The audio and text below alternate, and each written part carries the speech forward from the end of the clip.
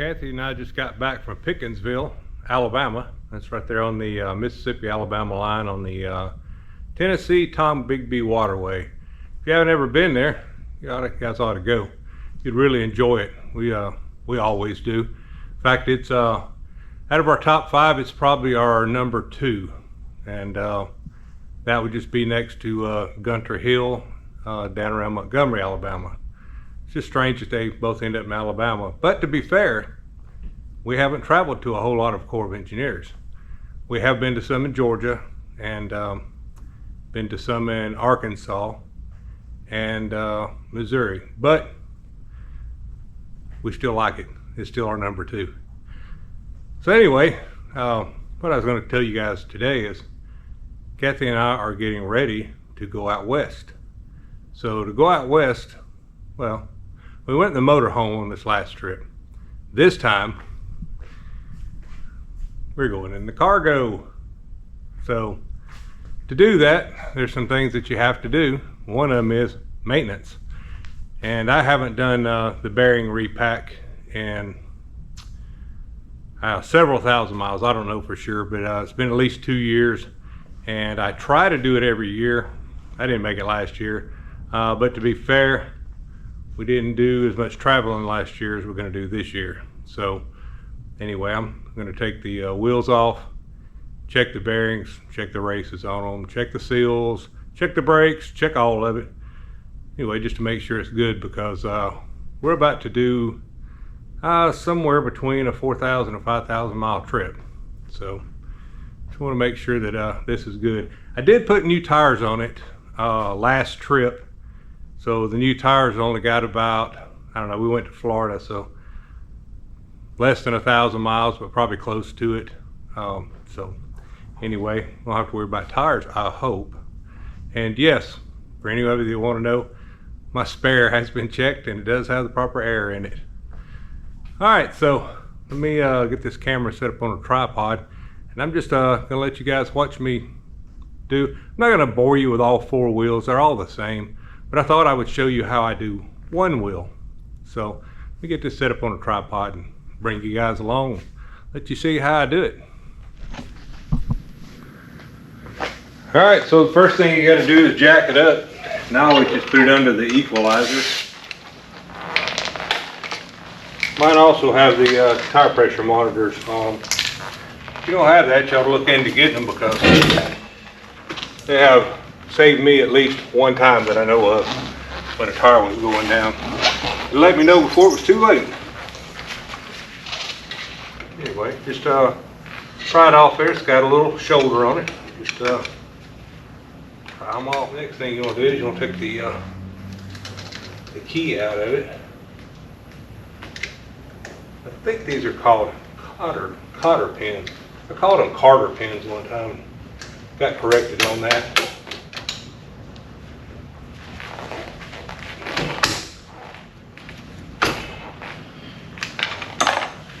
Yeah, once you got that out, all you got to do is loosen this. I think these are still called castle nuts. Pretty sure I'm right on that. Same thing they used to use on front end parts and stuff.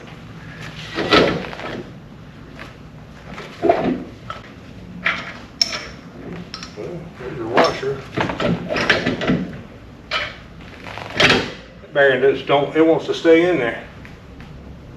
Okay, I don't see any discoloration like bluing or anything on there. That's what you're looking for.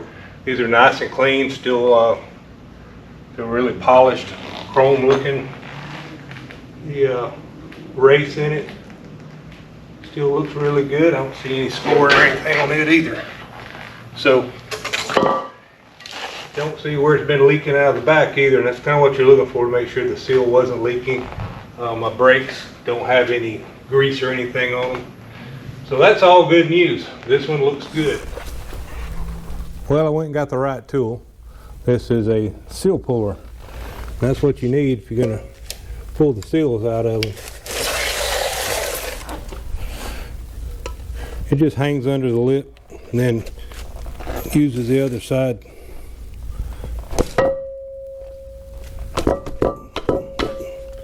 And that one did not want to come. But there it is.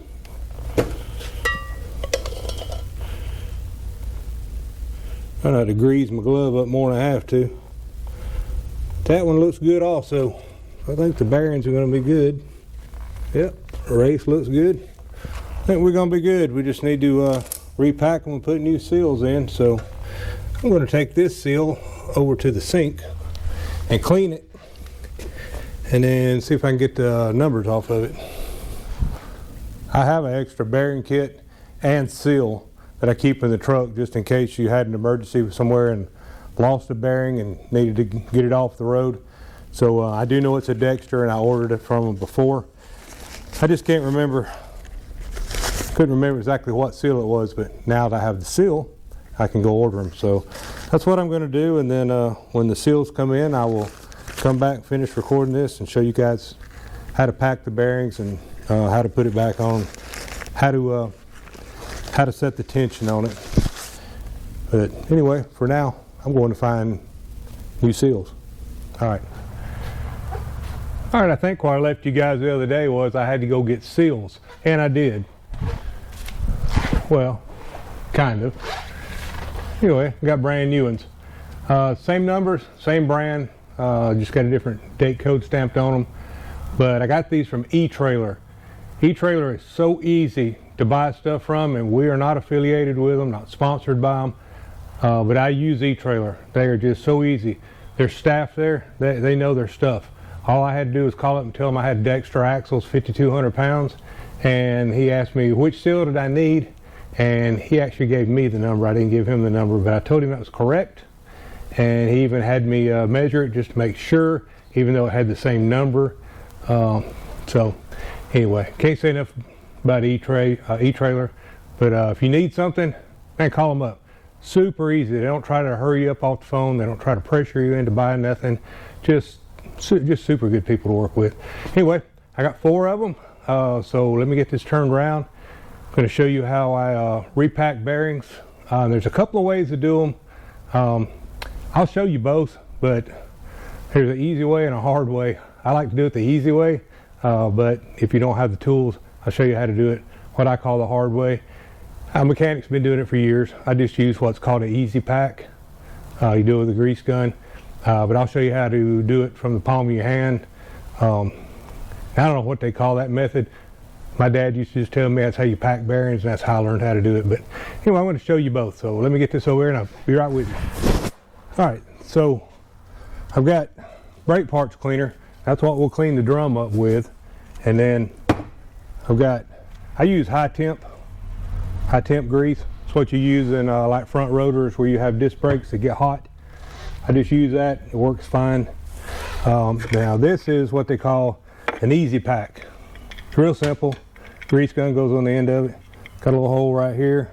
I don't know if you can see it or not, but anyway, it pumps the grease out around the bearings, and you'll see here in a second. Well, in fact, put the tapered side down in it, and then you take this side here. Apparently I don't have that up high enough, so you just adjust the center bolt up in it high enough, and then spin that on. You want to make sure the bearing's centered up in it. Don't get it all what my dad used to call whomper jawed. I sure miss my dad. He was always full of good wisdom. Anyway, it looks like this once you got it in there, and you just put a grease gun on the end of it. So let me grab my grease gun. And some of you guys got fancy stuff. You got automatic grease guns. I have the hand powered one, so I'll start pumping it in there.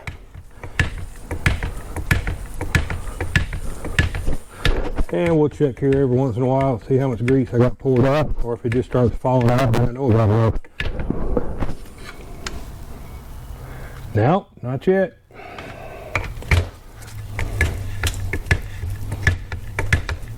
Takes a good bit of grease to fill the cavity of it up before you ever start doing them.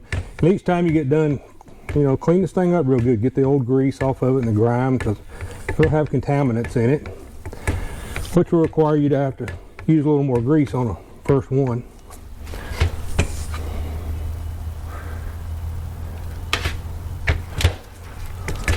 nicer if you got one of them battery powered ones, but this will work on your arms for you.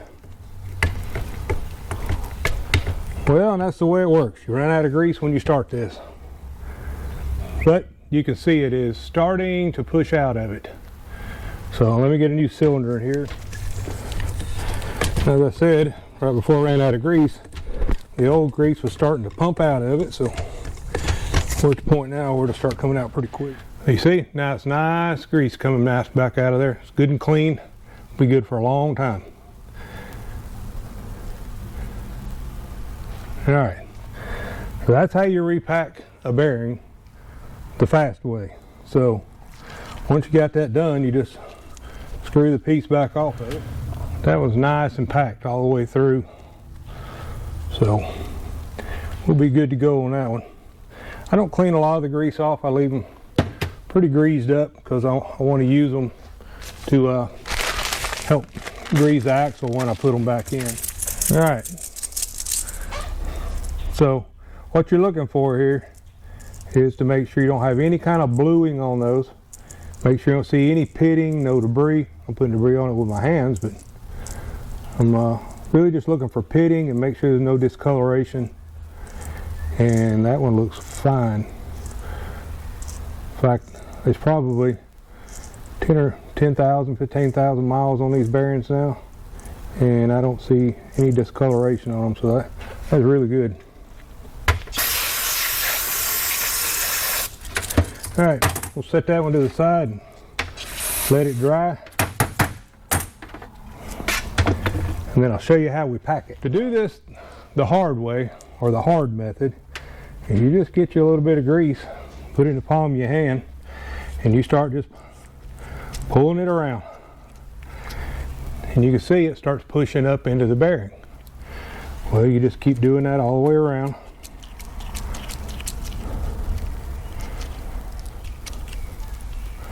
I don't care what you do, there's nothing clean about doing them any way you do them, so just pick your method and do it. I like the other one just because it's a little quicker than doing this. But all you're doing is you're putting that outer edge against your glove and you're really just pushing that grease up into it is what you're doing. So I'll look at the top and kind of see where I don't have any yet.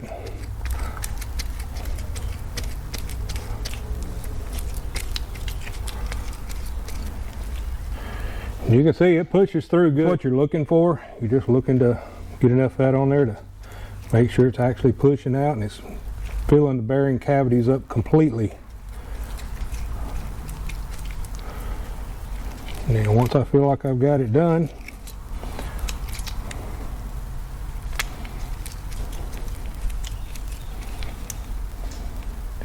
and I do, that one there looks really good. Now, I just go ahead and roll it around in my hand a little bit and gets it all greased up, and it lets the bearings roll in it just a little bit. Because if you don't roll it at all, you'll start that bearing out on a dry spot where it never got anything put up under it. So I always roll it just a little bit. And again, I will leave that one right over there. I will wipe that other one, the back of it off and the inside of it off, I think, because it does have a little bit of bad grease on the back side still that I didn't get off. So I'll get that off before I stick it in. Anyway, that is the way that you do it, what I call the hard way. That's how you do it, the easy way and the hard way. So I prefer the easy way. It's not cheating. Some people say it's cheating. To me, you waste a little grease doing it. That's the downside, is you do waste grease. Because like you can see, there's a ton of grease on there that I could have used if I'd have been doing it the hand method. But I don't know. The older I get, the less I care about doing the hand method on the bearings and just keep pushing on my hand and pushing on my hand. And I don't know. I just don't. I don't enjoy that part anymore. All right, let me go over here and get the drum cleaned up, and then I'll bring you guys back. Well, after getting it cleaned up, the race has a spot on the back side of it where it's been getting hot. So even though the bearing wasn't showing it, the race is definitely showing it. So we're gonna have to replace that. Well, I'm back with a new race and new bearing. So put a new race in. Make sure everything's cleaned up good, and it is. And then they have these specialized tools you can get, and these right here actually seat the race for you. So you just want to get it started straight.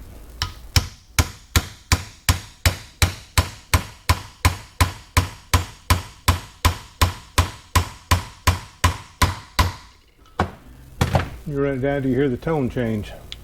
Then run your fingernail around the bottom of it. Make sure it's seated good. Feels like it did, but I'm going to hit it one more time.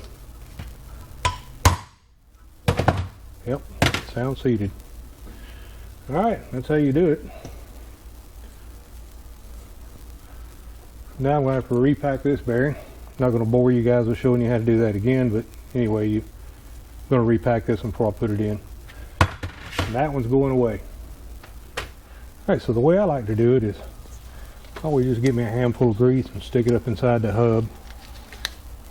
Just for insurance. You don't really have to, but and then some people overstuff them. They just want to put so much in there that you don't really need that much. Just get you a handful of it and just run it around the inside of the hub.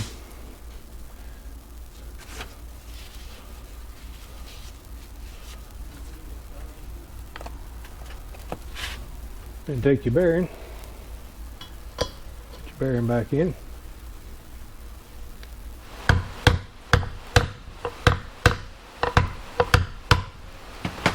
Alright, you just want it nice and flat. Alright, next thing we got to do is go over and clean everything off on the spindle, and then we will reinstall the hub. Well, it's decided to rain and it's a little noisy in here, but I'm going to go ahead and do it anyway, and maybe the noise won't be too bad. The first thing you want to do is get all this old grease off of here. Then I'm going to wash it down.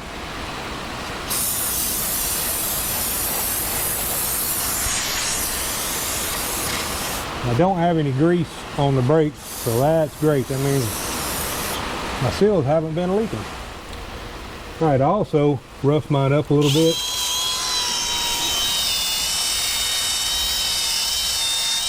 Just to get the old glaze off of it.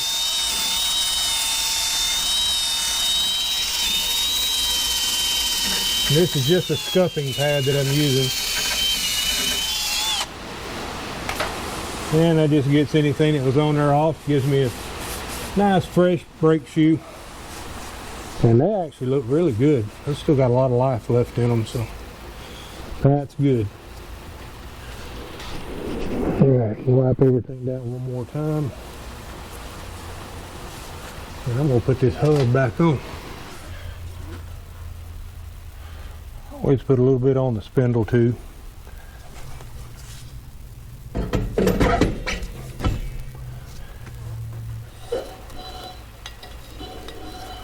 That bearing has to be just right to go on there. It's a nice snug fit, nothing loose about that. Well, once you get that up there, take your washer, wipe it off.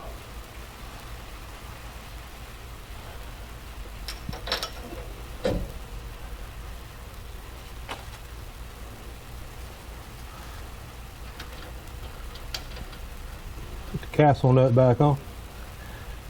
The reason they call it things a castle nuts because it looks like the top of a castle. Alright, get it on and then kind of slide it around. You want to be rotating it while you're tightening that up. And then take your adjustable pliers and you want to get that hand tight. It says do them about 50 psi, or 50, not psi, 50 foot-pounds.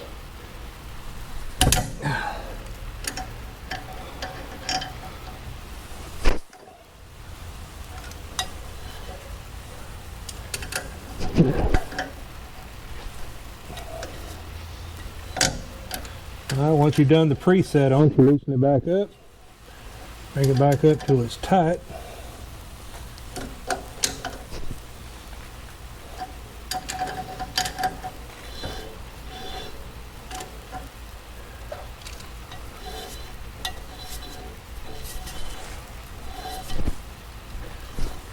And we are good to go right there.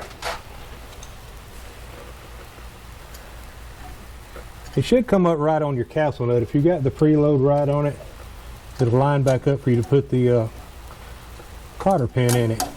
If it does not line up, then you haven't got the preset right for sure. But it'll line up when it's in there right.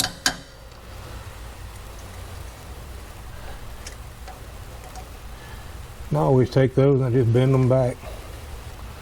Bend them back out of the way so they don't hit the dust cover. Otherwise, they become a mini lathe and you start eating this up. And once you eat that up, you just one step away from putting water and dirt and everything in there with your bearings. That's no good. Alright, there's no real secret to putting these back on. Always just tap them back on with the end of a screwdriver, like that. Then what I do is I take the grease. Well, then what I do is I take the grease gun, get on the end of it, and I'll give it a few squirts just to make sure there's some in there. It puts it back in the where the feeder tube goes through, and that's how you do it. In this case, I had to change a race and a bearing because I had one that looked like it had got hot at one time. Even though the bearing didn't show any scoring or discoloration, the race did.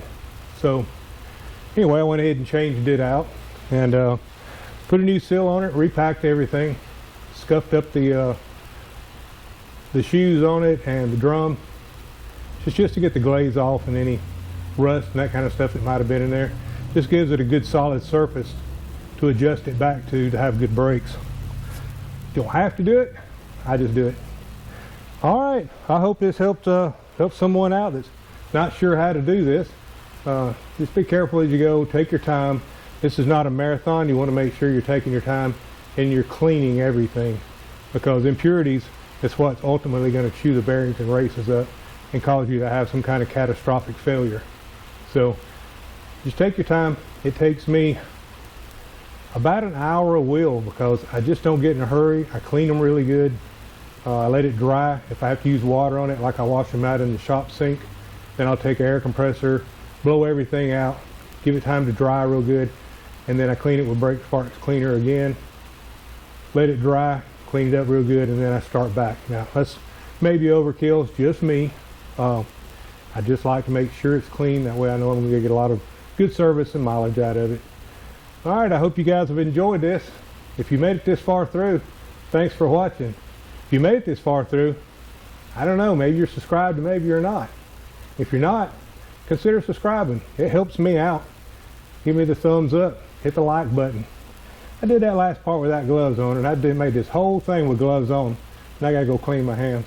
Alright, anyway, we'll see you guys later. Bye now.